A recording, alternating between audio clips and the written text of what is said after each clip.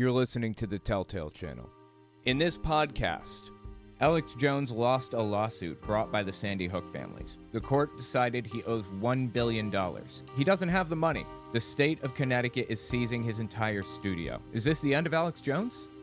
Let's talk about the insanity unfolding among Trump supporters now that Donald Trump is officially a felon. He made history, for better or worse. He's the first U.S. president ever to be charged with a crime and receive a conviction after leaving office. His supporters went completely off the rails. Televangelist Jack Hibbs says if you don't agree with him politically, you've forfeited your First Amendment rights. In fact, you've forfeited all of your rights. What happened to free speech warriors? I guess it goes out the window when it's inconvenient to his goals. This guy doesn't have a single principle he's unwilling to violate at the drop of a hat, does he? We also take voicemails. If you want to leave a voicemail, the number is 1-800-701-8573. If you keep it under a minute, then I'm virtually guaranteed to hear it.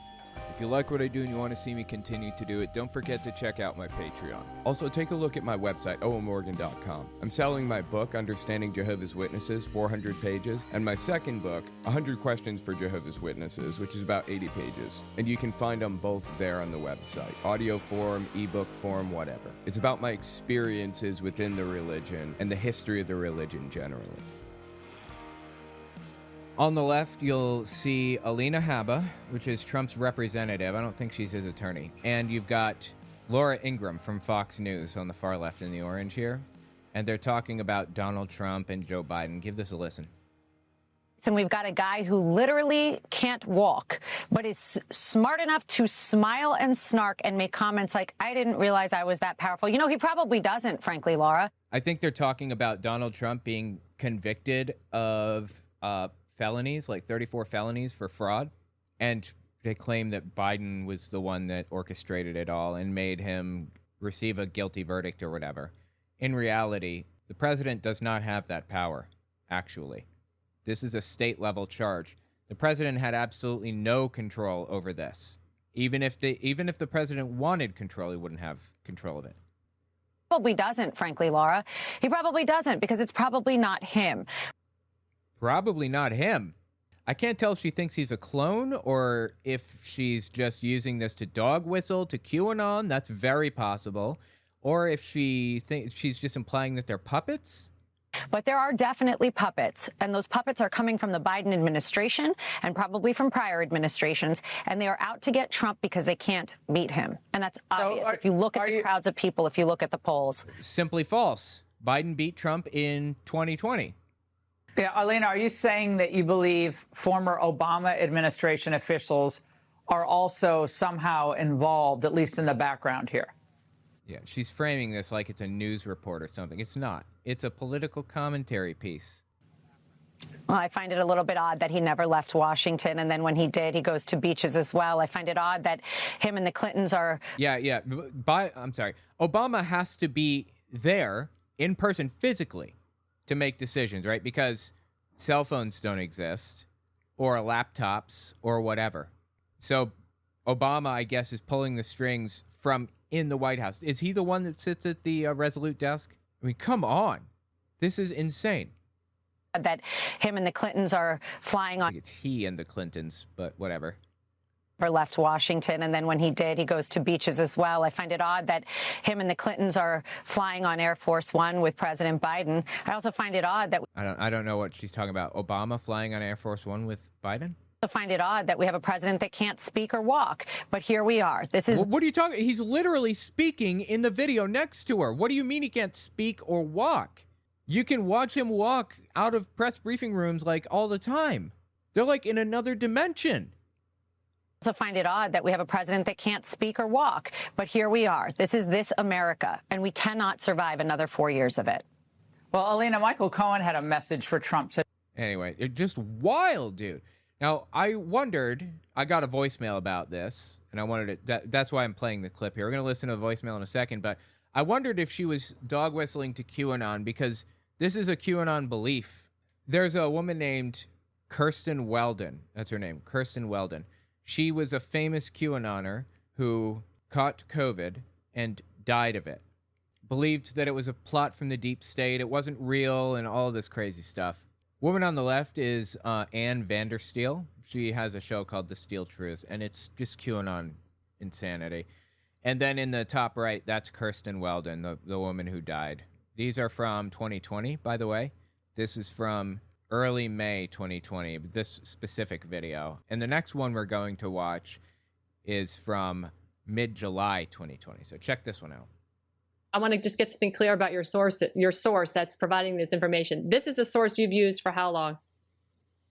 On and off for like the whole time I've been on, maybe like 2.5 years, 3 She doesn't have any source. years. Okay. And how often have they been wrong in giving 100% of the time. information? 0 times. Wow. 0. Yeah. Okay. Well, that's 0. let's hope today is not the day to decide to be wrong and throw you for a loop. But Well, Yeah, because people decide to be wrong. they even predicted the Ruth Bader Ginsburg was dead January 2019, I'm sorry, and they exhumed her body and destroyed it, so there's no proof of that. Then they Who is they? Are they in the room with us right now? had 2 doubles for her, and one was very tall, so she could keep seated the whole time, and then one ran off, so they have none left. Okay, so they had clones or I guess doubles of Ruth Bader Ginsburg. One was tall and one ran off. Well, why didn't the one who ran off speak out about all this? Why is it that nobody at any point in the government has ever come out and said Ruth Bader Ginsburg has been dead for like years and years, like before she even actually died, and they've been using clones or body doubles or whatever? When I say clones, I'm not being flippant, by the way. These people, QAnoners, really do believe in clones. They think the government's cloning people and replacing them. Like, they think Eminem is a clone. You know, the more people that are involved in something, the less likely it's going to stay a secret. Like, look at Flat Earth, for example. So many people would have to keep their mouths shut for Flat Earth to be real. Globe manufacturers, telescope manufacturers, airline pilots, NASA, anybody affiliated with NASA, SpaceX, so many people would have to keep their mouths shut. They'd have to know that the Earth was flat because their calculations would be off otherwise, like airline pilots. But they're lying to you. The more people involved in a conspiracy, the less likely it is to stay quiet. In the 2000s, there was a covert operation that the United States was running. Absolute top secret. Does not get more secret than this. They were breaking international law, not to mention constitutional law, violating people's rights egregiously and hurting people terribly. It was like the biggest secret in government. They were torturing people. The United States government was torturing people. And that somehow slipped out. Somehow, everyone else got a hold of it. You know why? Even though they kept it secret in a chain of command, only people who needed to know, on a need-to-know basis, only they were aware of what was happening. You had to go into a secure facility, a bunker, to read this or even talk about it. That's how secret this was, and it came out. If the government can't even keep that a secret, what makes you think they could keep Ruth Bader Ginsburg being cloned or having a body double a secret, or the flat earth? There is no logic in here anywhere. So that would be Ruth Bader Ginsburg, of course, protected by the very corrupt Justice Roberts, who got $3 trillion. Trillion? Okay, there are no trillionaires on the planet. There are suspicions that maybe Putin is the world's first trillionaire, but he hides his wealth really well, so it's hard to know. What does she mean, $3 trillion? Of our funds when Tower 7 went down, and he gave the remainder of the $10 trillion to the Bushes and the Clintons. Oh my God, dude. She's a 9/11 truther also. That is Kirsten Weldon, and that she's a QAnon representative. That is an example of these people espousing the belief that clones are controlling everything. Everybody in the government has been cloned by other members of the government, I suppose. It's all being run by clones or by body doubles, one or the other. Why would they do it? Got me. Here's another example of Kirsten Weldon saying something very similar. Mid-July 2020. By the way, at this moment in history, COVID had been raging for about 6 months in the United States. People were taking it seriously that long, so. Okay, so 15th, 16th, and 17th from my military intel, he's going to be triangulated. Military intel. By 3 FBI agents. And on these 3 dates, 15th, 16th, and 17th, one of these days, they're going to try to take him out. Talk about Trump. They're going to try. Are they in the room with us right now, Kirsten? They are going to take him out, Donald Trump. And she has this secret info that she's feeding to a gigantic audience. Seems to me you would want to keep that quiet so that you could let those people play their hand and you could catch them unaware. But okay, you know, I'm not the QAnoner. I'm not the expert here. What, the 55th attempt? And they have taken out 2 of his clones. So 55th attempt on Trump's life, and they've taken out 2 clones. So just FYI, yes, there's clones out there that are his. So he would not have survived without the clones. So FYI. And we can... I thought people who used clones were bad. Isn't cloning bad? Clones. So FYI. And we can really tell the difference between the clones by the tie. Sometimes the yellow tie, the red tie, and the blue tie Trump. The blue tie Trump is a happy clone that's very good at golf. Okay, why? If somebody was cloning presidents, let's just pretend that they'd keep their mouths shut about it. Why would they instruct each individual clone to leave a little hint for everyone else in the world to find out, like wearing a different colored tie? There's no logic in this. None. I think Alina Habba was dog whistling to QAnon, personally. I think she was at least implying that Joe Biden is actually a clone that can apparently talk and walk, and the real Joe Biden can't talk or walk. Jesus, dude. The yellow tie Trump is not, that smart, and the real Trump usually is the red tie Trump. Okay, so she's come up with an excuse for when Donald Trump says something that is dumb as dog. Okay, at least we know. And she's also come up with an excuse for why so many assassination attempts have been, leveled against Trump, but none of them have worked. Okay, great. Who's doing the assassinating in this situation? Anyway, that's Alina Habba. I think she's pandering to QAnon personally. Listen to the voicemail about this. Oh, I'm sorry. One more thing. I don't usually edit voicemails. In fact, I never add anything to them. I just sometimes, in this case, very rarely, I splice them together because sometimes people call in and leave 2 to complete their thought. Sometimes there are gaps, so I close those gaps and fix it so it sounds more natural. Owen, breaking news. Alina Habba's gone full conspiracy mode. That's Trump's lawyer, his TV lawyer that won a very good judgment for E.Jean Caroling and Donald Trump, that lady. She went on Laura Ingraham's show and went on about how Biden is either a double or like a body double or a clone or something like that. And the Obamas and the Clintons are running the things they have this. I'm not joking. That's what she said. You should check it out. This is insane. Anyway, there you go. Absolutely wild, man. Yeah, I think she was probably trying to get QAnon on board with her, right? I don't know that QAnon is particularly popular at this immediate moment, but the people are still around. People who are prone to conspiracy theories to that degree, they're still here. They're still hanging out. They're still spreading conspiracies. Absolutely wild. Hi, I am Lockett from Louisiana. I've called in before, but I was just watching your new video, and you had a question about whether or not sins are ranked. I couldn't understand. I had to listen real closely. I had a question about whether or not sins are ranked. Are some sins worse than others? Because there's a Black Robe Regiment recruitment video, like an extremist recruitment video, where a guy says that not speaking up about hating gay people and all that stuff is tantamount to sodomy. Not supporting Trump is as bad a sin as sodomy. That's what he said.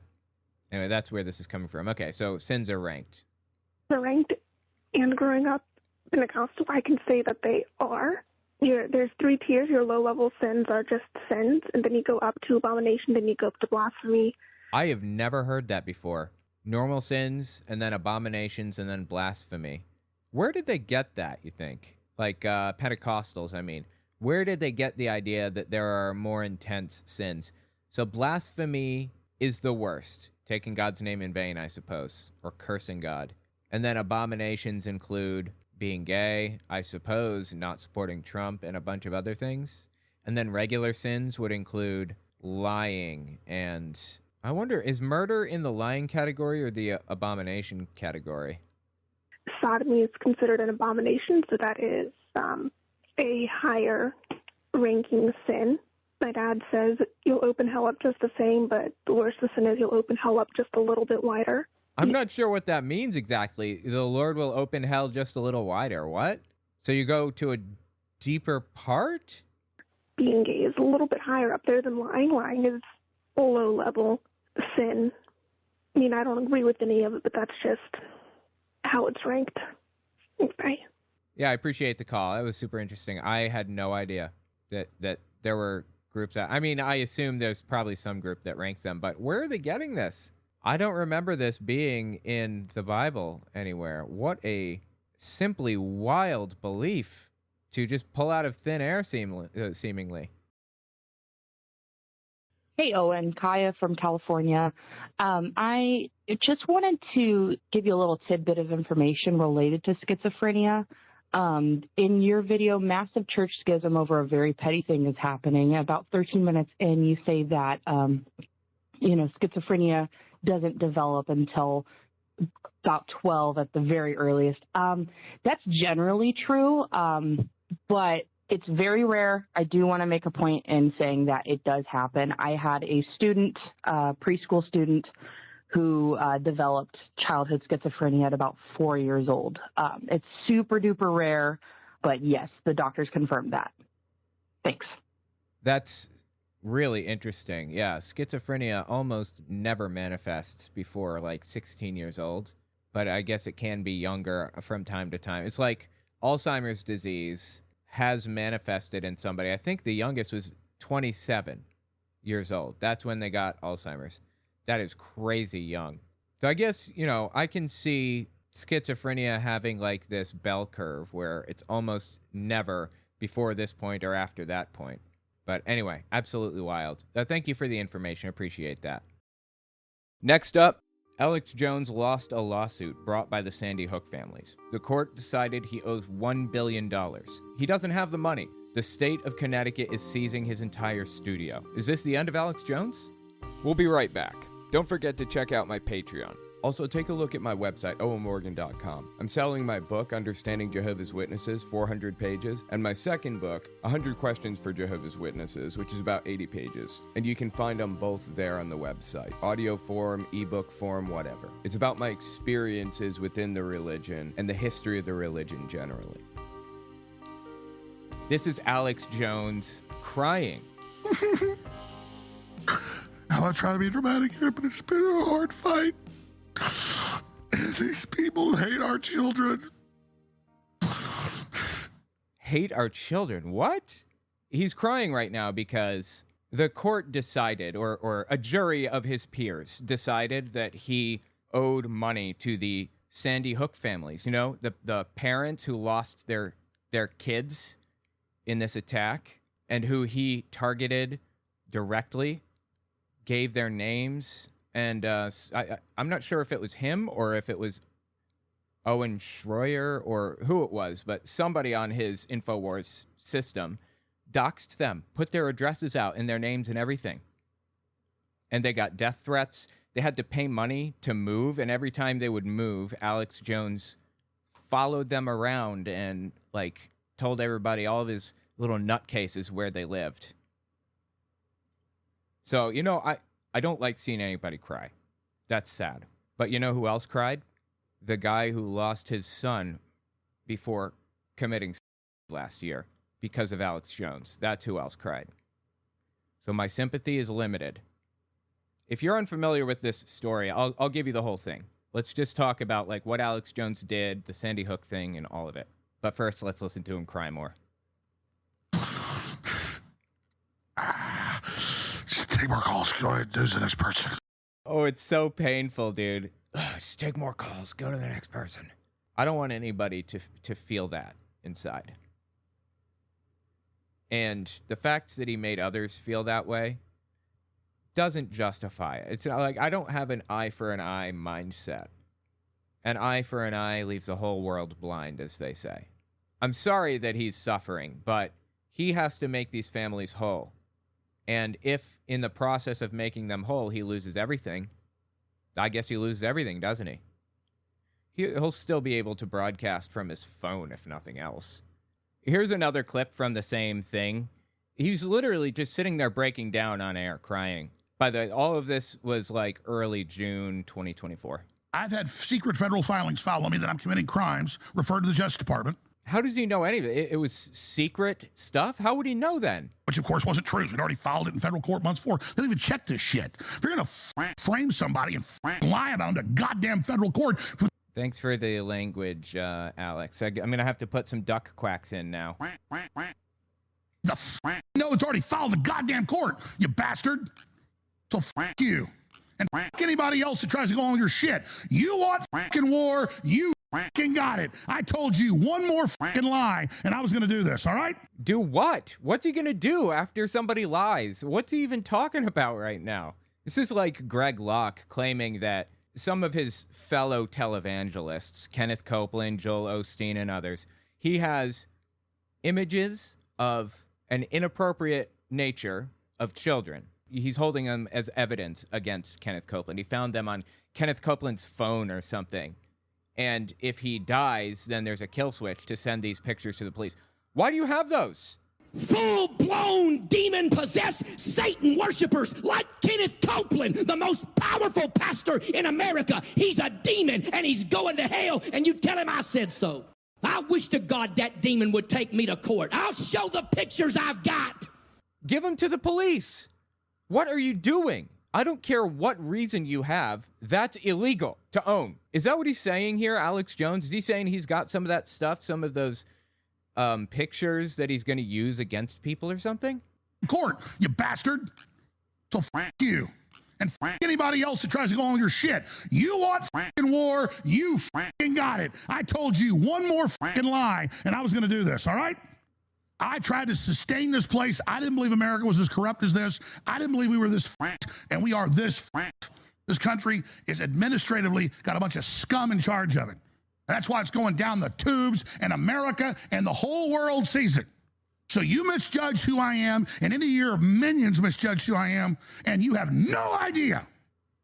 No idea. No, I know exactly who Alex Jones is. He's the kind of person who would lie on camera, knowingly, that was decided by a jury, knowingly lie about families who lost their kids in an attack on a school and spread their name around in his little extremist groups so that people can stalk them and act like nutcases. I know who you are, Alex. I know exactly who you are. No idea. So go ahead. Try to some operation to shut the doors here and do that. My God, dude. I'm going to have so much editing to do. And prove everything I said. It doesn't matter. And I don't sit there and make threats. I make promises. By the way, guy on the left is Owen Schroyer. He had a big part in this. I believe he's the one that doxed the families. I don't remember exactly what it was he did. He doxed them, I think, and he also further perpetuated this whole lie without vetting it at all. Like, literally at all. Somebody handed him a piece of paper from a known propaganda website, and he just read it verbatim, basically said, oh, look, turns out the Sandy Hook families, blah, blah, blah, whatever. See, they're crisis actors. It's fake. It's all fake. Just straight up disgusting, dude. I haven't had time yet to dig it out of my phone, but I will. And Is he talking about the CP images that he has over the heads of what, FBI agents or something? What is he going to dig out of his phone? You will, at the end of the day, know that Alex Jones, the American patriot, defeated your evil ass. Yeah, anyway, God, it's so entertaining. There was a lot of stuff that happened. Yeah, here we go. Here's another example of him just melting down on air. We have to stay here. We have to let them shut us down. We have to stand all the way to the end, and we're going to win. You can hear it in his voice. I don't know if this is real, if he's actually crying, or if he's a crisis actor, if you will. I don't know. But I'm still enjoying the hell out of it. Sorry. Jones, I think everybody needs a war cry, man. Can you muster a war cry? It's a big joke. It's not really, though. I mean, it is, but it isn't. It's also inspiring. My voice will completely go. It's fine. It's my resistance to them. It's a God's transmission. It's a human under attack.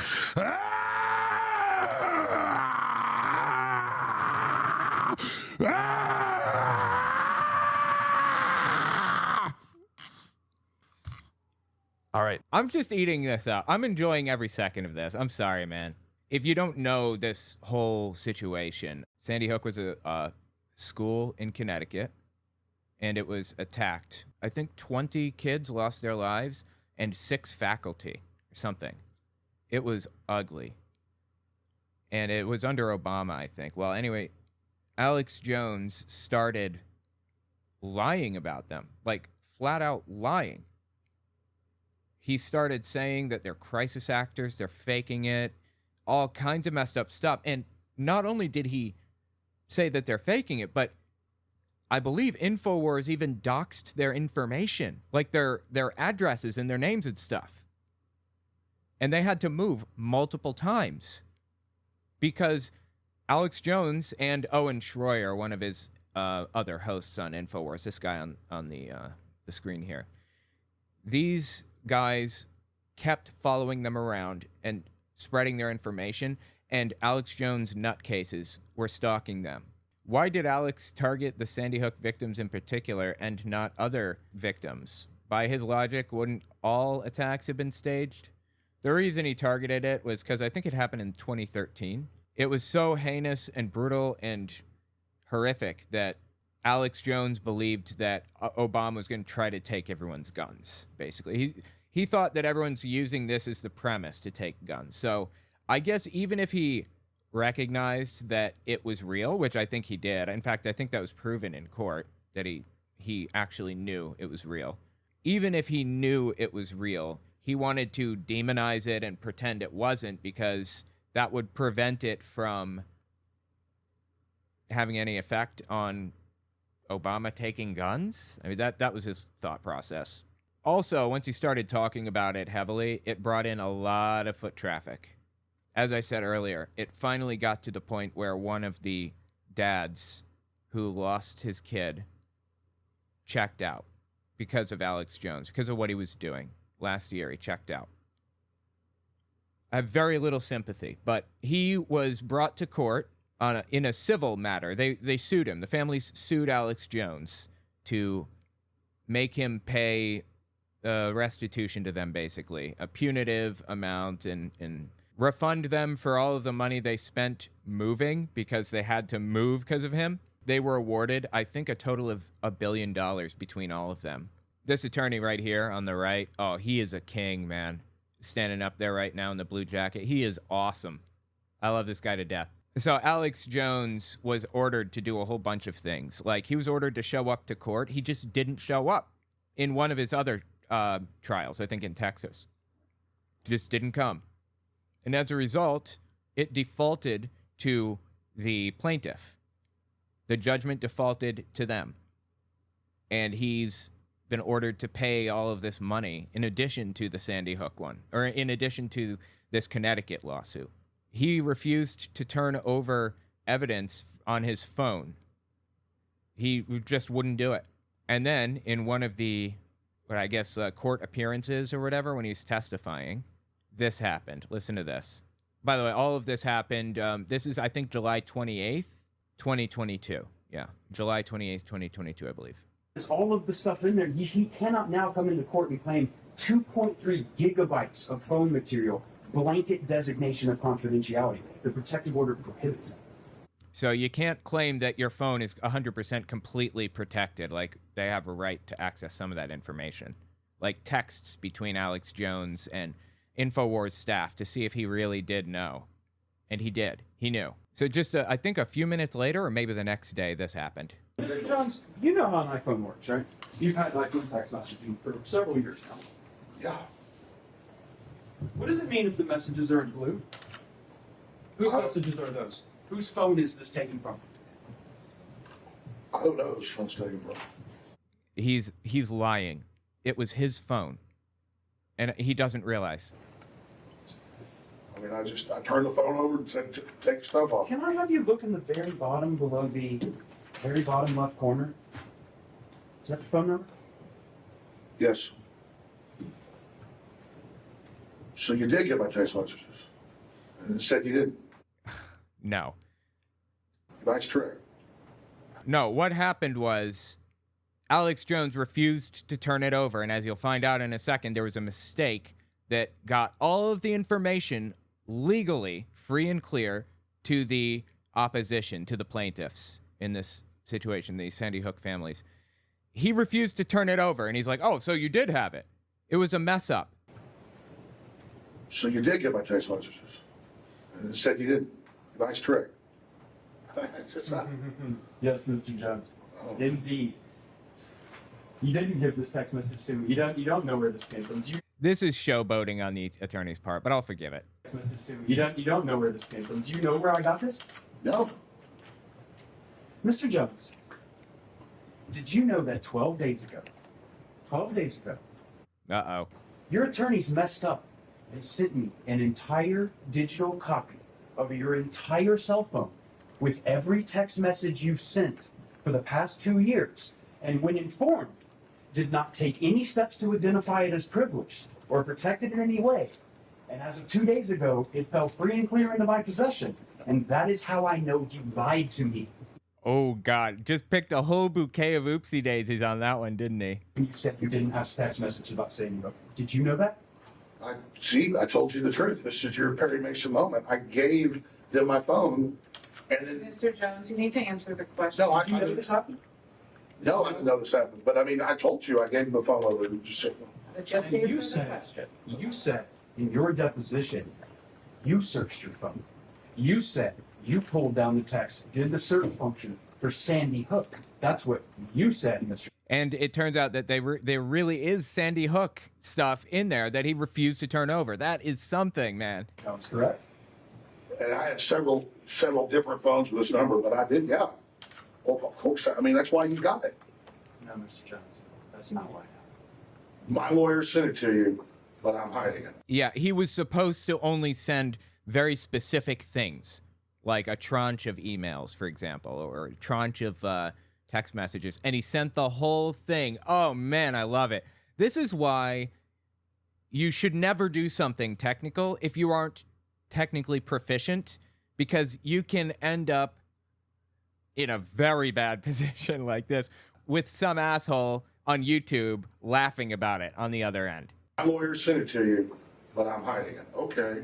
Mr. Jones? Mr. Jones, just answer questions. There's no question. No, I love everything about it, man. It's just fantastic. Bizarrely, Alex Jones was going out and attacking the judge during the trial. Of course, right? But that's like illegal in many cases. You have to be really careful about that. The judge basically was planning to like punish him for this. She said, I'm going to put a gag order on you, just like with Donald Trump. And he said, I'm not talking bad about you. What are you talking about? And then he goes out there and just talks shit about her like the very next day. And she said, I'm going to instruct the jury that you're a liar tomorrow. That's not what happened. I mean, it's unprecedented. Then she ordered my lawyer to violate attorney-client privilege and tell her about our private conversations. The lawyer has to say things in some specific cases. And also, she wrote jury instructions. It said Alex Jones lied about not having text messages on this subject in his phone, basically. That was in the jury instructions and part of the evidence That's what he's talking about. But he's the victim in this, right? Which is just unprecedented. I mean, this is like a tour de force of how to violate people's rights.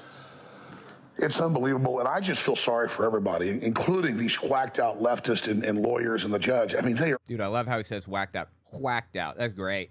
Unbelievable, and I just feel sorry for everybody, including these whacked out leftists and lawyers and the judge. I mean, they are all just over the deep end and have no idea what they've done. She also made this really weird statement where she said, you believe everything you say is the truth. That's the situation with Alex Jones. And now he's left on the other end crying on air. Poor guy, huh? Today, we're going to beat these people. I'm not trying to be dramatic here, but it's been a hard fight. Anybody think maybe he's a crisis actor here? People hate our children. That's another thing he did. He called them crisis actors, said that they pretended. Sandy Hook was just a plot to get your guns. That was the whole bit. That was why he was complaining about it and all that, and doxing people. Said that they're, like, working with the government and stuff. Just take more calls. Go ahead. There's the next person. Dude, I love everything about it. It's just so good. All right, I got one more clip for you guys. This is Owen Schroyer, one of the hosts in the InfoWars team, and he lied about the Sandy Hook people, and he also didn't fact-check anything, as you'll see in a second. Check this clip out. This is Owen Schroyer, like, on the thing.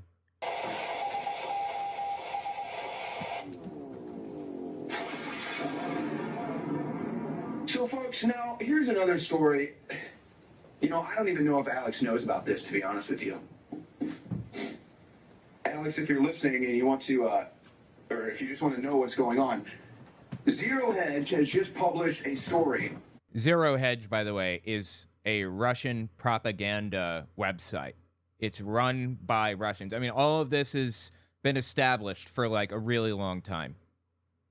The owner of the website is 0 Point Now, Russian propagandist.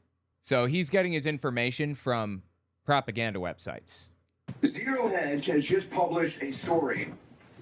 Megyn Kelly fails to fact-check Sandy Hook father's contradictory claim in Alex Jones' hit piece.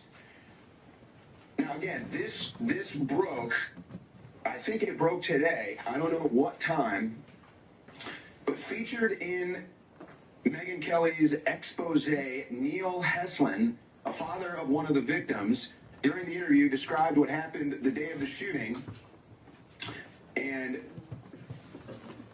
basically what he said, the statement he made, fact checkers on this have said cannot be accurate. This is all fabricated, by the way. This is all a fictitious world that they built up, and that's been proven beyond a reasonable doubt in a court of law multiple times. These people lost their children, and Alex Jones and his network were looking for holes to poke, looking for reasons to hurt these families. Does it get lower than this, honestly? This is pretty low. Anyway, so Owen Schroyer, he was grilled after, the whole thing for that clip because he just grabbed a piece of paper and said, this is breaking, Zero Hedge, blah, blah, blah. Listen to this. You didn't check the source, right? You're referring to Zero Hedge? Right. You gonna answer? You didn't check the source. You didn't check the author. Well, I mean, I saw it said Zero Hedge on it. That's not a source. My God, bro. He knows nothing. He doesn't know anything about fact-checking or sources or citations or journalism. Nothing. If you want to use my commentary as a source for how atheists on YouTube view the world or how they feel about subjects or something, that's 100% fine. I'm not a source for the Alex Jones trial. You can't write a book and cite me in the source. You need to find the original source to this. Anyway, he doesn't seem to understand that. Like, he doesn't understand the very basics of journalism. Like, I'm not a journalist and I know this. You didn't check the source. You didn't check the author. Well, I mean, I saw it said Zero Hedge on it. Okay, that's the website, right? Yes. That's not where it originated from, though, right? Well, to me it wasn't.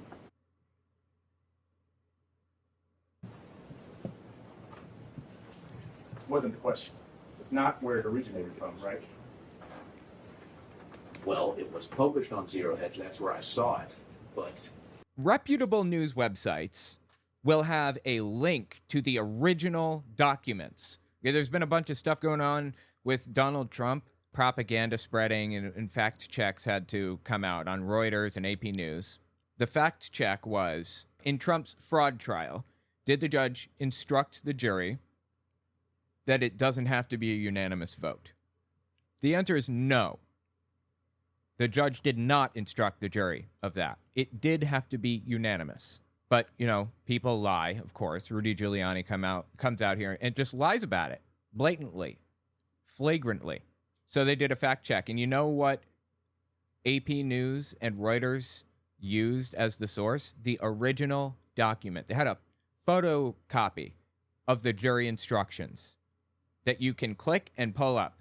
That is a source. And you know what? If the website has a source on it, you can use that as a source. You probably shouldn't, but you could. But Zero Hedge has nothing on it. It's just saying things without any evidence at all. But obviously, I understand the author was, I believe, something called 0 Point Now. Right. You think it's his real name? I doubt it. Right.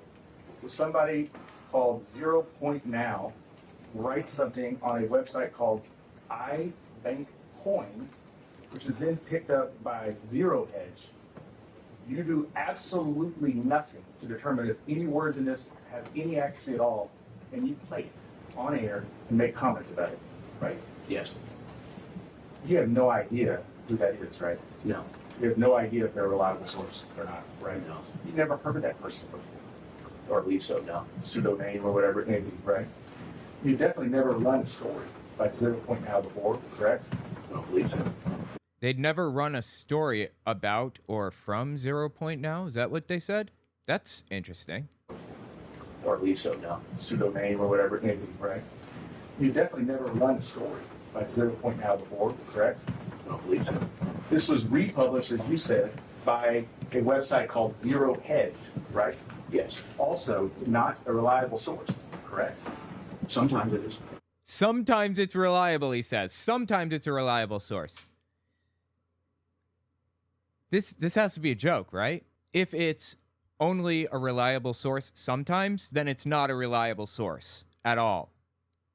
God, dude, this is just so stupid. So stupid. Does he understand how stupid that is? Did he at the time? Sometimes it isn't, right? That's the point. Sometimes it's not. Perhaps. So let me... He knew that, apparently. He doesn't know the first thing about logic or journalism or anything. Right? Perhaps. So let me ask you this. If you get something from a source and you look and say, you know, this source sometimes is reliable. Sometimes they're way out there and unreliable. Isn't it incumbent on you to check it and do some sort of vetting before you put it on here? Dude, I can't believe he has to sit there and walk this dude through this mental process. Yes, I could have done a better job. You didn't do anything. What do you mean do a better job? He literally grabbed a paper from somebody and started talking about it on air. I could have done a better job. You could have done a job, right? You did nothing. You could have done something, right? Well, I was live on air at the time, so it was given to me and I covered it. So he's passing the blame off to his staff or whatever. I don't even know if that's true, but... Is it an excuse to say I didn't have time? Is that an excuse to defamation, to defaming Mr. Hessler? Is that an excuse to you? I just didn't have time? Can you repeat or rephrase the question?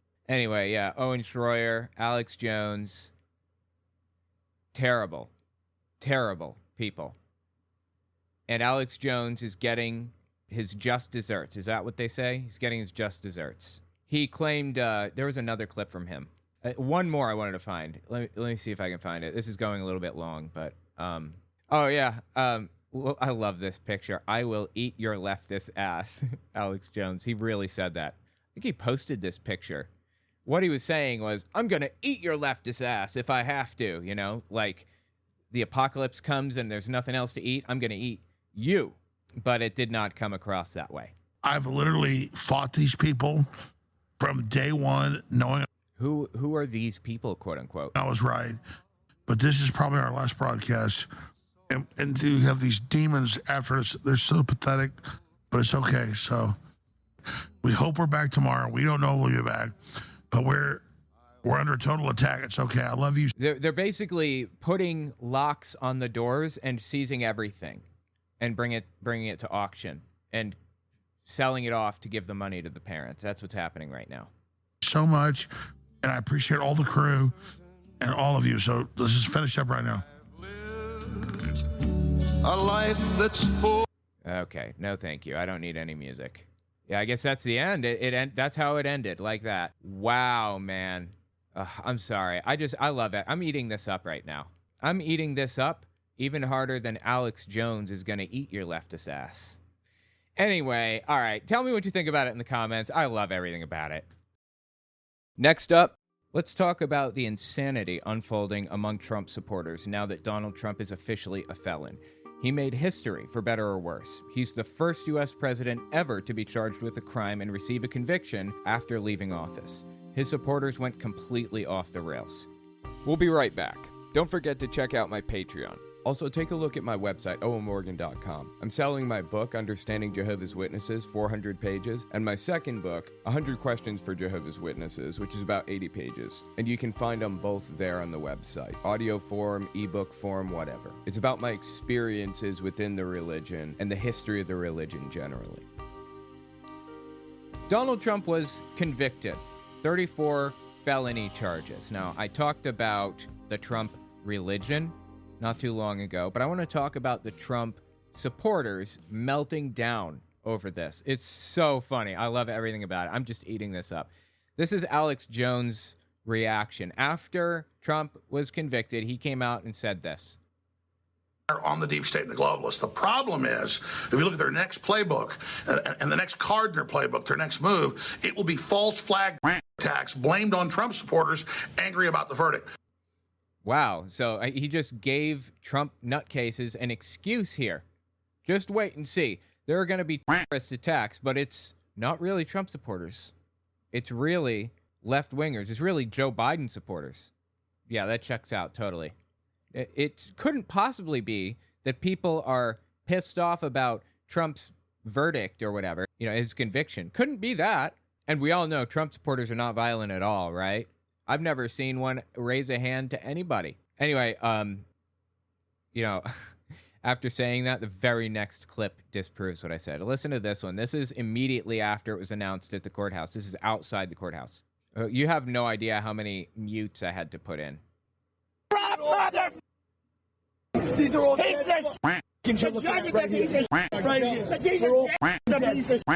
wow, I missed a whole bunch of swears. Country, you just let them. We're all owned by China. Welcome to your China owns you. Alvin Bragg. Biden owns you. Alvin. Officer Dillon is rolling in his grave. Rolling in his grave. Officer Dillon is rolling in his motherfucking grave. Wait until we start spinning on you like Columbia University. You just wait. So, wow, Columbia University. I guess he's saying he's going to go there and do something crazy. Yeah, they didn't take it well, to say the least. And we got people coming out of the woodwork like Marco Rubio saying psychotic stuff like this. Judge in Trump case in New York City just told the jury they don't have to unanimously agree on which crime was committed as long as they all at least pick one. That is false. I'm sure I didn't even need to say that. It wasn't just Marco Rubio either. This is being spread in Trump circles right now. In a court case, the judge gives the jury instructions on how they're supposed to view the situation and how they, from a legal lens. Because they're not lawyers, but the judge has gone through law school, so they view this through a legal lens. And the instructions given to the jury is that the verdict must be unanimous. You must all agree that Donald Trump is guilty of each and every one of the 34 charges.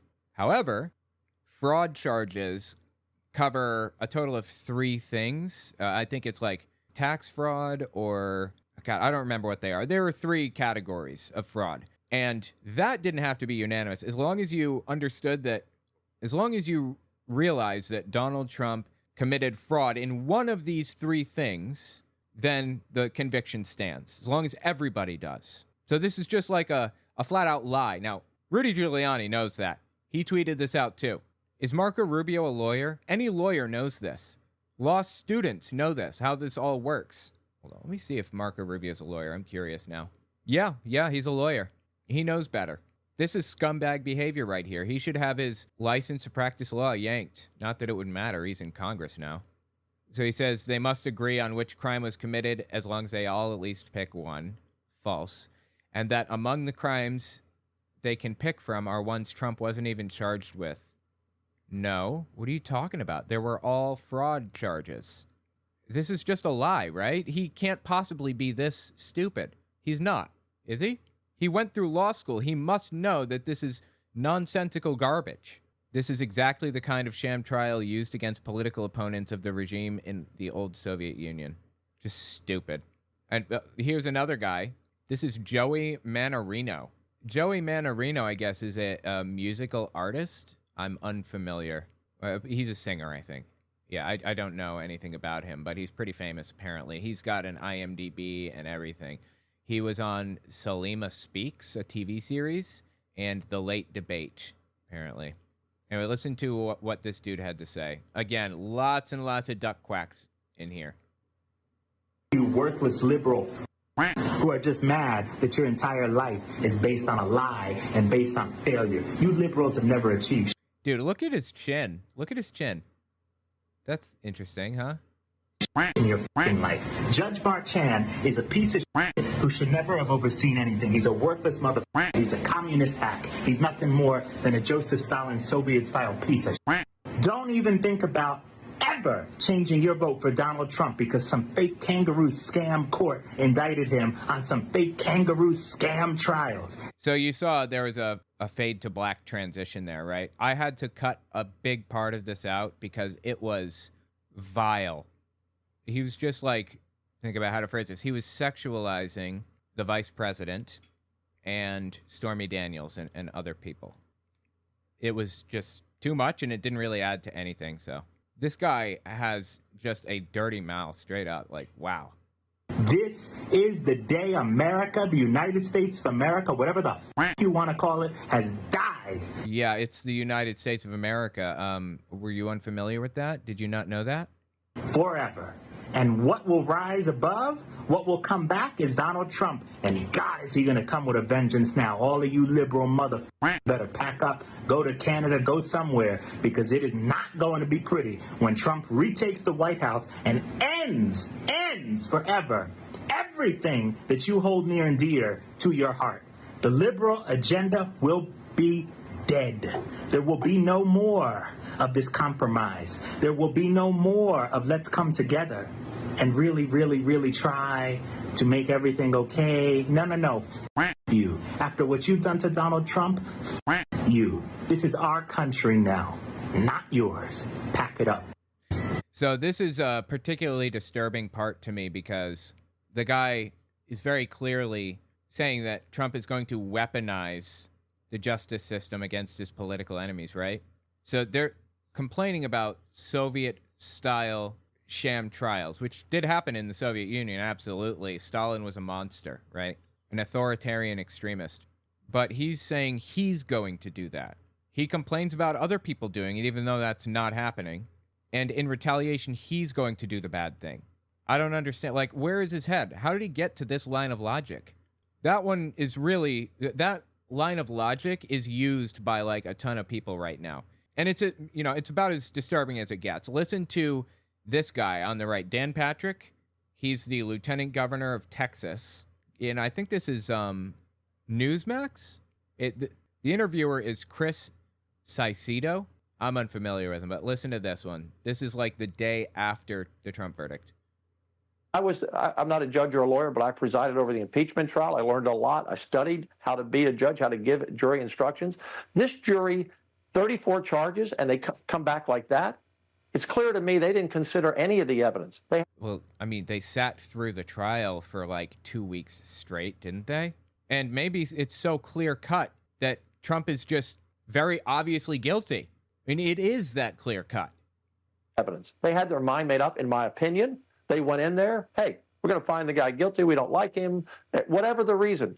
Yeah, a guy that gets his news from Truth Social exclusively, and a person that gets their news from Fox News exclusively. Those two were on the jury, and they just didn't like Trump. Yeah, totally, absolutely. The others got news from other sources, New York Times, ABC, places like that. You know what? In all fairness, I think that the guy who got his news from Truth Social as his primary source, a wild thing to say, also reads New York Times and MSNBC. So there's that. But still, why was Truth Social even listed as a news source? It's not. Did he list it? That's insane. They didn't even analyze the evidence that was presented. There was no crime. Yes, they did. There was no crime. There was no evidence he did anything wrong. Yes, there was. Wrong. And America is at great risk because of this judge. What did the judge do? Just presided over everything. What is he even talking about? Your boy was guilty. He committed fraud. 34 counts. It doesn't get more clear-cut than that. And in any other situation, for any other person, he would be in jail right now for this. Maybe not necessarily for the fraud charges, in all seriousness. It's a white-collar crime. It would probably involve probation, maybe house arrest. He likely wouldn't go to jail for it. It's a 0 to 4 year sentence. 34 counts of 0 to 4 year sentences adds up to 130-something years. He could be sentenced to that, and the judge has full discretion to decide how long he spends in jail, if he spends any time in jail. More than likely, in an identical case, the person who committed the crime would probably get 2 years on paper, which means in jail, on probation, or under house arrest, one of the three. He'd probably get 2 years of that. 2 to 4 years. Honestly, he'd probably just get probation, which is super relaxed. You just have to show up to a probation officer like once a week or once a month, I don't remember, and, take a drug test, and you have to be employed. That's a requirement. If you're not employed, then you have to work at a volunteer outfit, and you have to turn over your passport, your guns, your whatever, all kinds of stuff. You meet with the probation officer on a set schedule, and they make sure that you're in line. And as a matter of fact, they can show up to your house anytime they want and search it. I was on probation years and years and years ago because I was an addict, and I got myself into all kinds of problems at the time, like 15 years ago or something. I was a kid, and they had the right to search my house. They showed up there and tried to search my house. So anyway, yeah, that's the requirement. That's what Donald Trump should be subjected to at the very least. Is he going to get that? I don't know. Guess we'll see. On your way out of the courthouse, you're supposed to sign a form for pre-sentencing probation, basically. It tells them how to contact you and all kinds of other things. And the judge uses that information that's on that form to sentence you based on what you put down. The judge said, go fill out this form before you leave the courthouse. And what happened? Trump walked right out the front door without filling out the form. In this situation, anyone else would serve the full sentence of 4 years for at least one of these. After doing all of that, he would absolutely go to jail for this. Not to mention all the gag orders that he violated. I just can't believe that he's likely going to get away with it without serving any real time, without seeing any real consequences for his actions. We'll see. And I want to take a look at how MAGA is handling this. Spoiler alert, it's not well. Usually when I look at, when I want to gauge MAGA's reaction to things, I go to r/conservative on Reddit, or I go to the Donalds. It's the Donald subreddit. They were banned, and they created their own website. It used to be the Donald.win, I think, and now it's patriots.win. It's vile, disturbing stuff on this website, seriously. In fact, I'm hesitant to even scroll through it without vetting stuff. That's how bad it is. But let's just kind of take a quick glance here. By the way, all of this, everything is a lie.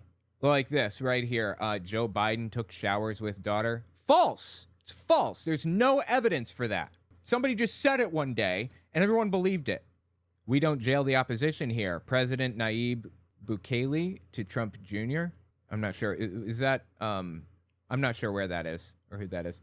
Low IQ Maxine Waters calls supporters of Trump domestic terrorists and wonders if they're preparing for a civil war against us. Oh, yes, most definitely. See, in other words, the feds and the left are going to false flag a bunch of terrorisms and then blame it on us. Why are they even saying this? This is like a safe space for these people. They can be honest about it.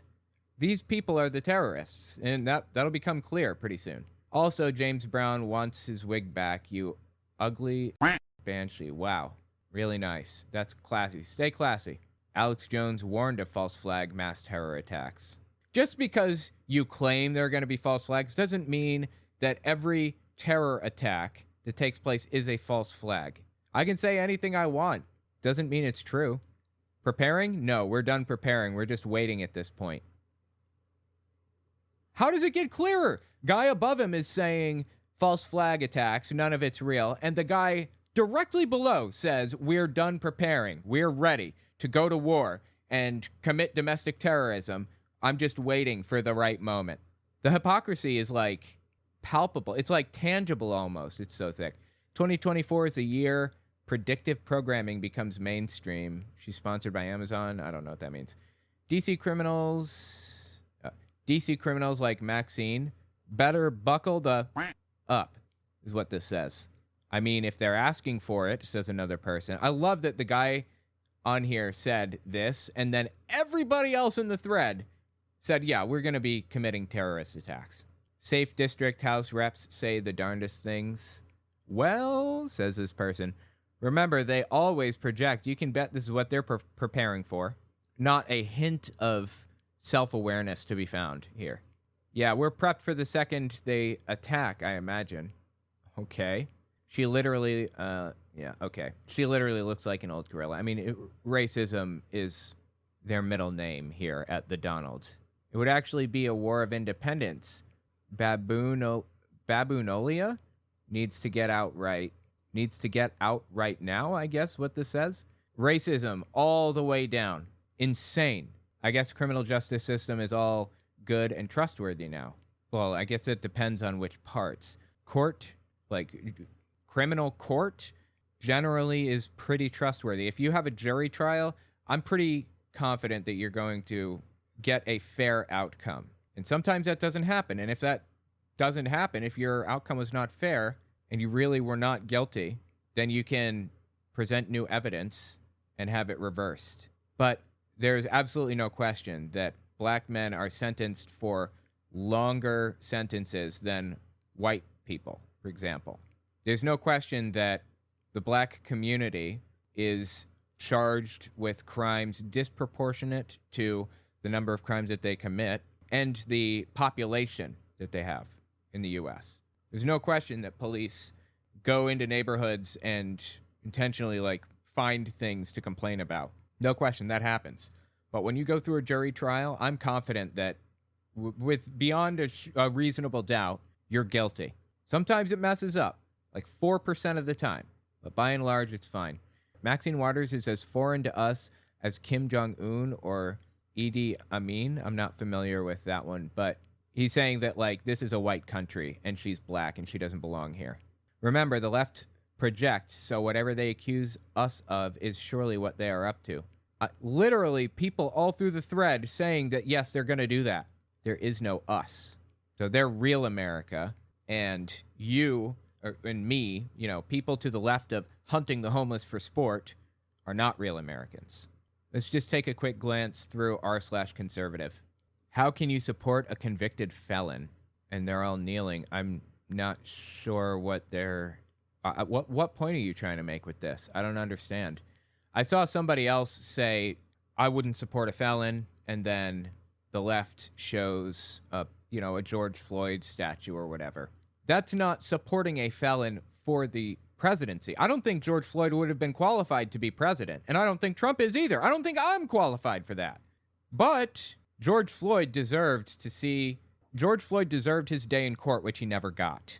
Donald Trump did get his day in court, and it fell flat.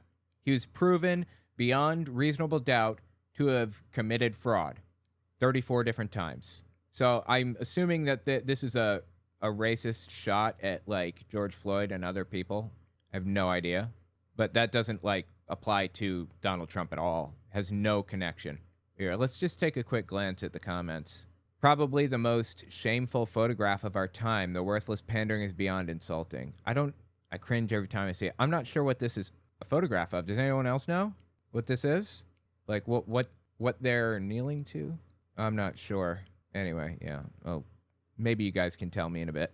Out of the loop on this one. Context? Oh, literally the next question or the next comment. I missed it. After St. Floyd died, the Dems did this performance theater presentation of taking the knee. It was gag-worthy. Somebody was murdered, and someone went to jail for it. Are you kidding me? Maybe people just don't like murder. You ever consider that one? Like Kyle Rittenhouse murdered somebody, okay? He killed a guy, maybe multiple, I don't remember. And they're celebrating this. What? Even if you thought that Kyle Rittenhouse is in the right, you should still be unhappy, disappointed, sad, brought down by the fact that somebody died that day. Not reveling in it, not turning him into a celebrity. Somebody died that day. George Floyd died unjustly, murdered. I don't care if he was a felon. Completely irrelevant to me. He deserved his day in court, and he never got it. Given the damage done and the boundless idiocy involved, I'd argue that this photo is worse. I'm hesitant to click on anything. All right, let's click this, see what it is. It's Stacey Abrams from Georgia sitting in a classroom, okay? I assume that she took her mask off for a second so that people would recognize her. Is that what they're saying? Pandering simply to achieve votes, even when the cause is immoral. Peak consequentialism. These people are disgusting. I'm glad young African Americans are starting to reject all the pandering. Woke should be about Black Americans waking up to the fact that only one party treats them like babies that need to be coddled. Well, look, I don't know about, Black Americans being coddled or whatever, but I do know that Black men are sentenced to longer sentences for the same crimes. I know that 75%, I think, of stop and frisk cases in New York City were, what was it now? I think it was 90%. In 2006, 506,000 NYPD stops were recorded. 457,000 were innocent, 90%. 267,000 were Black, 53%. 147 were Latino or Hispanic, 29%. This is from NYCLU, the ACLU of New York. Stop and frisk over time. I really don't like it that they use the word Latinx. That bothers the hell out of me. Just say Hispanic or Latino. It's gender neutral by and large.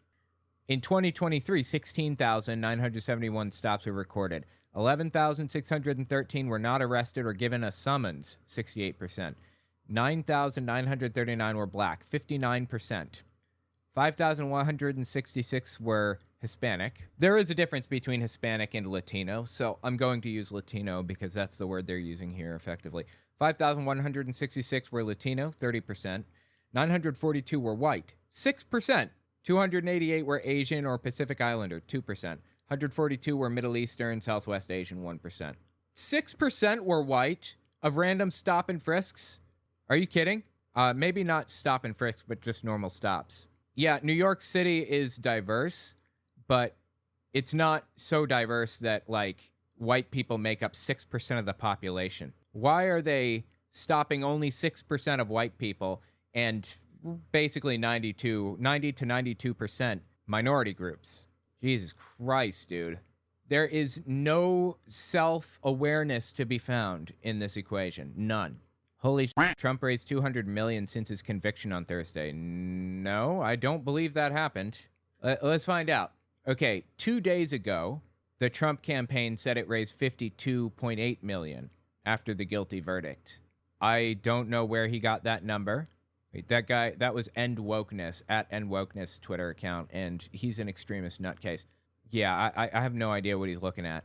I'm sorry, I just doubt everything out of this guy's mouth. Just over 70 million of that has been from small dollar donors, and the rest have been large donor dollars. Pretty insane. I do love it when they do his campaigning for him. Do we have sources for this? I want to be able to cite my gloating. Eric Trump on Fox News. Oh, I see. Eric Trump claimed it on Fox News. The Daily Mail has a whole thing on it. Yeah, Daily Mail is not trustworthy at all. Although they did do a nice article about me. I appreciated that. But otherwise, they're completely untrustworthy. And so is Eric Trump, by the way. $200 million? Come on. Anyway, yeah, these people are insane. Get help. Yeah, here we go. If they arrest Trump, who wants to see all the truckers stop delivering food and goods to New York City? I live in New York City, by the way. I live in Manhattan. And stop garbage collection. They'll feel it faster. This is a style of protest I can get behind. Absolutely. It's a bit more grown up than burning down a dozen major cities because some addict felon had a heart attack. Okay. Talking about George Floyd again. God, why do they talk about George Floyd so much? It's like constant. Is that the only thing on their minds? George Floyd was killed. George Floyd was killed extrajudicially. He was murdered.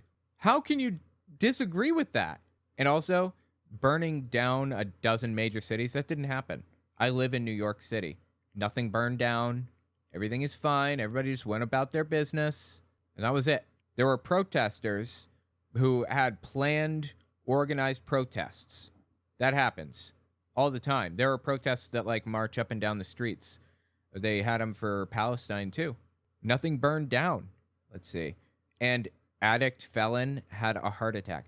Why do they think he just had a random heart attack completely unconnected to what was happening? Completely unconnected from having his, I think, carotid artery compressed, slowing the flow of blood through his body into his brain. How can they possibly think that's unconnected?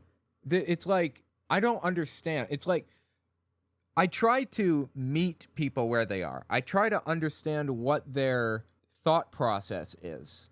I try to understand why they're saying and doing the things that they're saying and doing, and I just can't connect with this.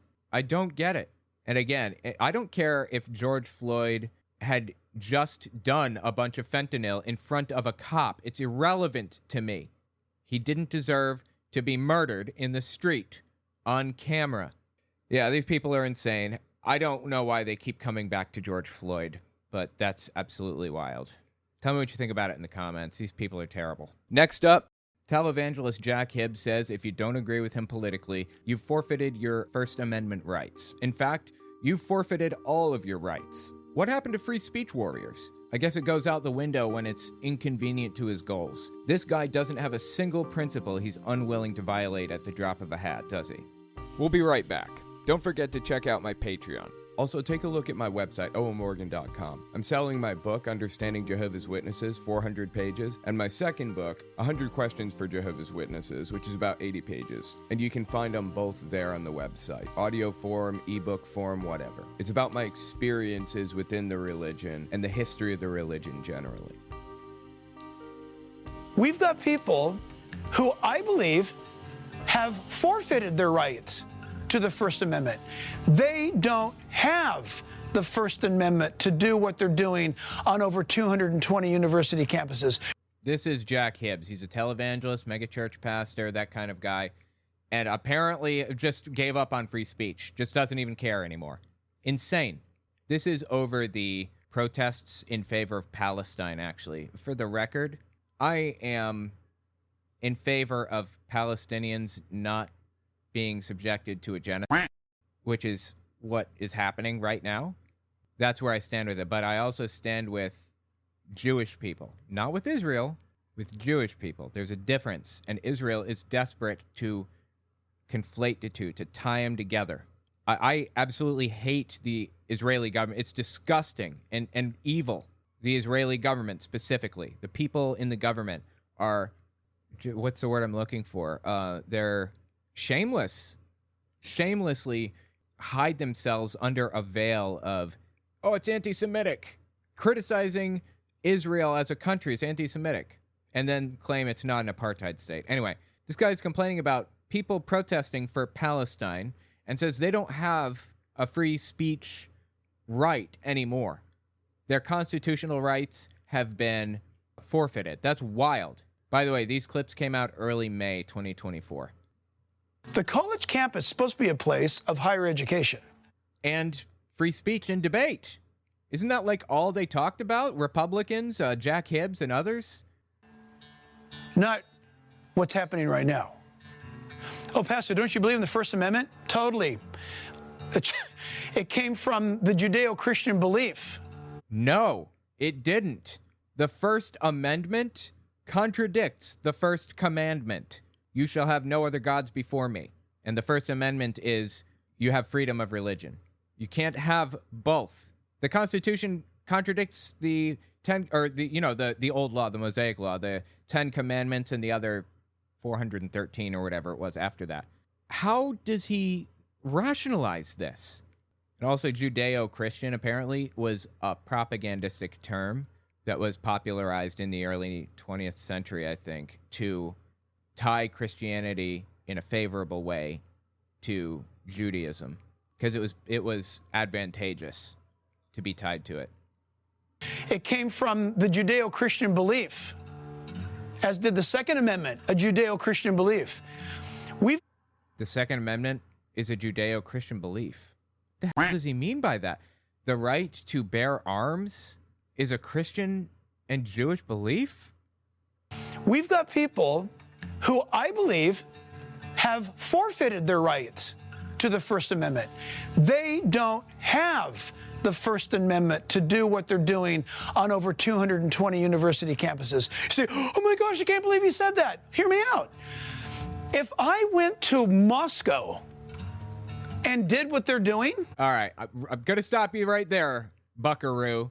You're comparing the United States to Russia and saying you wish that it was more like Russia? Russia doesn't have free speech laws. Or if they do, they're not respected. People can't just go say whatever they want there, or they will be arrested. You know, after the Ukraine war started, people walking, on the street were stopped by police who then took their phones and scrolled through it to see if they support Russia. And if they didn't, if they supported Ukrainians, they were put in jail. Israel, as a matter of fact, is jailing people who are oppositional to what's happening in Palestine right now. Jailing people simply for expressing their opinion online that Israel is committing a genocide. That's all they did. Only democracy in the Middle East, right. Now, I'm not saying that Palestine is a better place to be religiously. I'm not saying that Islam is better than anything. I don't like Islam. It's terrible. Absolutely awful belief system. But I don't believe in genocide. That's all. And also, I believe in free speech. This guy doesn't, I guess, anymore. So you go to Moscow and you can't say that. Wow, that was a sick burn. And did what they're doing, I know what would happen.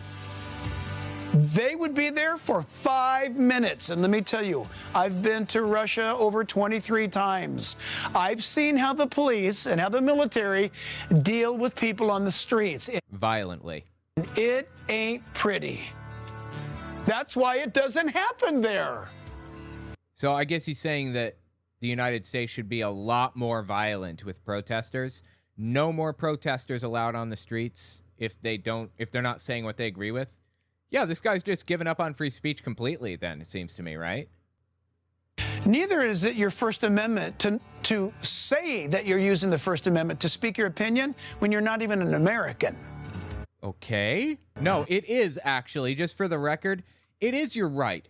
The Constitution applies to everybody. The Declaration of Independence said basically that we get our rights from our Creator. That's the only mention of God in the founding documents.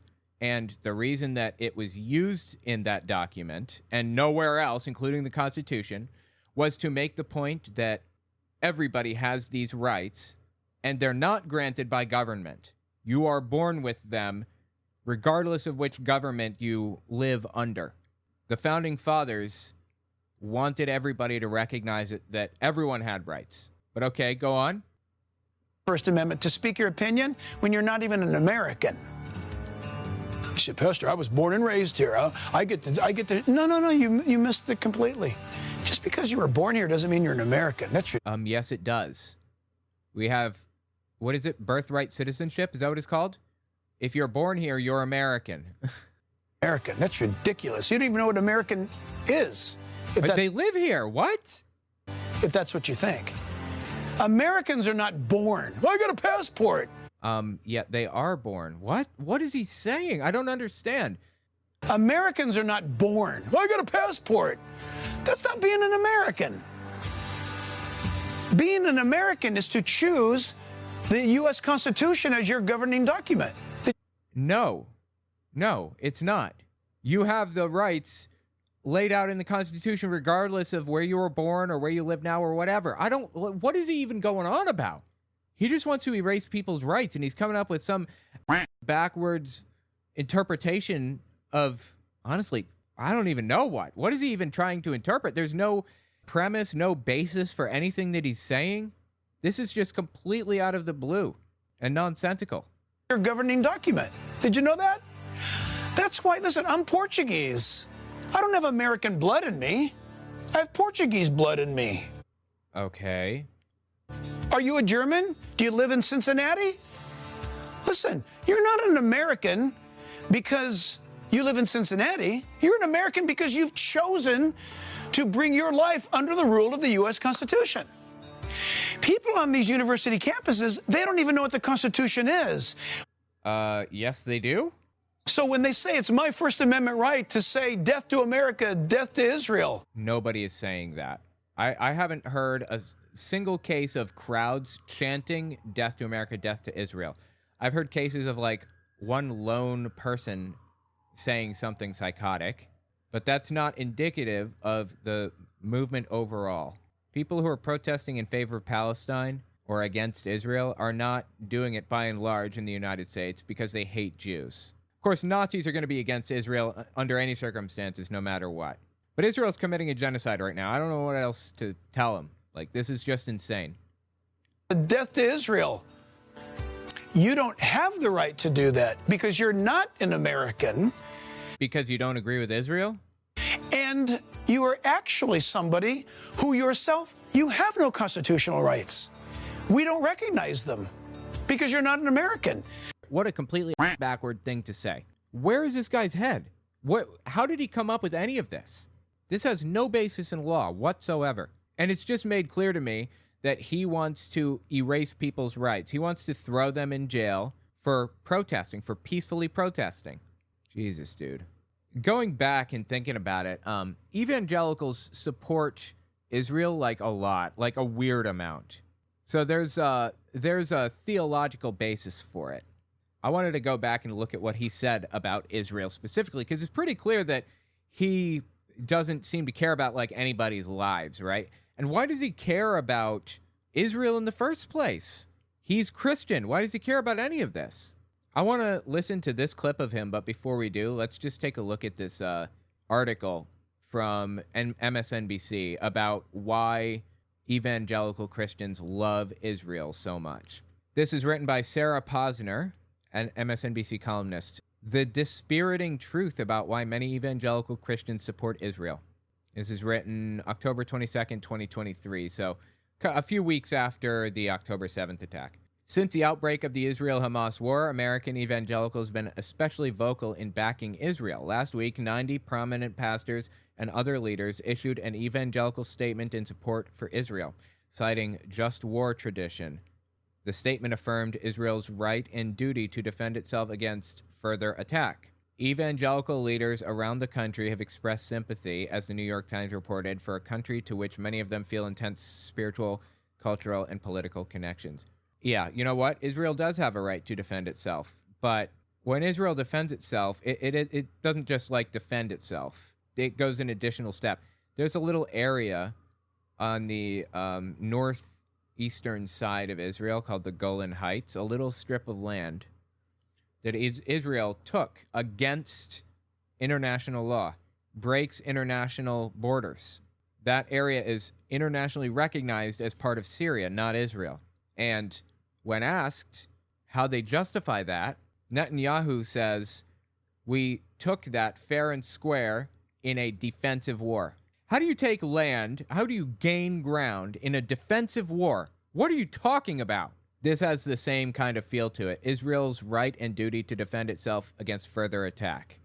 But evangelical support isn't simply driven by a theology that compels them to love the Holy Land, detached from its convulsive domestic and global political implications. For many Christian Zionists, and particularly for popular evangelists with significant clout within the Republican Party, their support for Israel is rooted in its role in the supposed end times, Jesus' return to earth, a bloody final battle at Armageddon, and Jesus ruling the world from the Temple Mount in Jerusalem.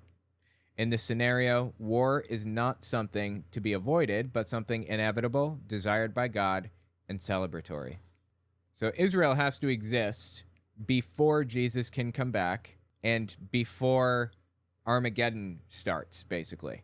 That's why Christians stand behind Israel so fervently. You think they give a fuck about Jews? They don't. They couldn't possibly care less about Jews. I mean, I'm talking people like Jack Hibbs. Could not possibly care less. What he cares about is that Israel exists as a country so that his little prophecy can be fulfilled. And when that happens, Jews, pretty much all of them, I think about 2/3 maybe, are going to die brutally and ugly. They're going to be murdered by God, by Armageddon, flying asteroids or something. And the other third are going to convert to Christianity. That's the belief. They do not like Jews. Certainly not on his program. Just listen to what he had to say. This one is from early December 2023. They rejected Christ, and there is a blindness upon them. And in fact, the Bible calls it a stupor. It is a God-given blindness whereby there are Jews who cannot see the truth right now. There have been Jews who cannot see the truth for the last 2,000 years. What's the truth? Is he saying the truth is that Jesus is the Messiah? But listen, have there been Jews for the last 2,000 years that have seen the light of the gospel? Yeah. Have there been Jews? Are there Jews right now that are coming to faith in Yeshua? Yeah. Well, they wouldn't be Jewish anymore then, would they? They would be Christian? What's going on here? What is God's word saying? That nationally, the blindness has fallen upon them as a nation, but there are individual Jews coming to faith in Jesus. I have many Jewish friends. I bet. This sounds a lot like I have many black friends, right? I have a black friend, totally. I believe you. Many Jewish friends who follow the God of Abraham, Isaac, and Jacob, who are born-again Jews, or we would say Jews born anew. Somebody might say Jews that are complete. Okay, I never heard that term before, but you know what? I'm sorry. I doubt everything out of this guy's mouth.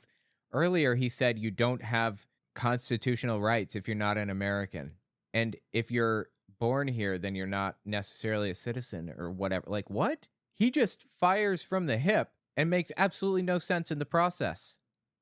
Why is that the case? Because being complete means they've read the Old Testament and they've gone right into the New, and they see that the Bible, Old and New Testament, speaks. Big fan of his little fish action he's got going on there, swimming through a sea. Love it. And they see that the Bible, Old and New Testament, speaks about the same exact Jesus as Messiah. They didn't get bogged down in Judaism, which is the creation of laws, rules, and regulations by rabbis and by traditions that cannot save you. Okay. I'm so lost. Like, what is this guy even saying? I guess he's saying that Jews are wrong and God has intentionally dropped a veil in front of his face so that they won't come to his table, they won't convert to Christianity. Why would he do that? I thought God wanted everybody to be a part of his kingdom or whatever. He wanted everyone to be saved, right? Why would God intentionally stop people from worshiping? So be careful. Well, who is a true Jew? Same thing. Those who are truly worshipers of Yeshua HaMashiach, Jesus Christ as Messiah. Okay, yeah, I guess it cuts off there. I lost the rest of the clip. Anyway, wading into quote-unquote true Jew territory is really, I don't want to say dangerous, but when someone says that, they're going down a weird path. When somebody says true Jews are, not this group, but they're that group or whatever. It's almost always some backward justification for believing that you are the true Jew or you are the one that has a covenant with God. Not those guys. Those guys don't have a covenant at all. It was nullified or they never had it in the first place. This is the basis for the Trump religion, the Trump theology that establishes that Donald Trump is a real Jew. Everyone else is a fake Jew. And he has the sole right to rule, having created a covenant between America and God, the new Israel and God. I mean, this stuff gets absolutely wild when you really dig into it. Just insane. Tell me what you think about Jack Hibbs. He doesn't seem to have a grip on reality at all, seems to me. Fascinating, though. Let me know in the comments.